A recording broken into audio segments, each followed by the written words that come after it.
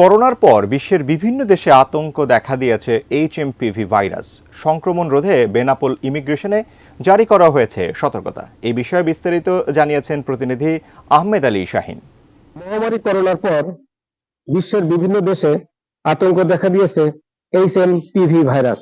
সম্প্রতি চীন, Japan, Malaysia ও ভারত সহ দক্ষিণ এশিয়া মহাদেশের বিভিন্ন দেশে এই ভাইরাস ব্যাপকভাবে ছড়িয়ে পড়ায় বাড়ছে উদ্বেগ ও উৎকণ্ঠা।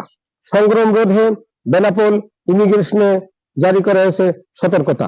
ভারত থেকে ফেরত আসা পাসপোর্ট যাত্রীদের স্বাস্থ্য পরীক্ষা করছে স্বাস্থ্য বিভাগ। ফেরত আসা যাত্রীদের শরীরে এই ভাইরাস আছে কিনা থার্মাল স্ক্যানের মাধ্যমে নিশ্চিত করা হচ্ছে। মাস্ক, হাত ধোয়া ও নিরাপদ অবস্থান সহ নানা পরামর্শ দিচ্ছে স্বাস্থ্য বিভাগ। উপজেলা স্বাস্থ্য কর্মকর্তা মাহফুজা খাতুন জানিয়েছেন, একাধিক মানুষের মধ্যে সরাসরি সংযোজনের কারণে এই ভাইরাস মানবদেহে ছড়ায়। জ্বর, সর্দি, কাশি ও ঠান্ডাজনিত সমস্যা এই রোগের প্রাথমিক লক্ষণ।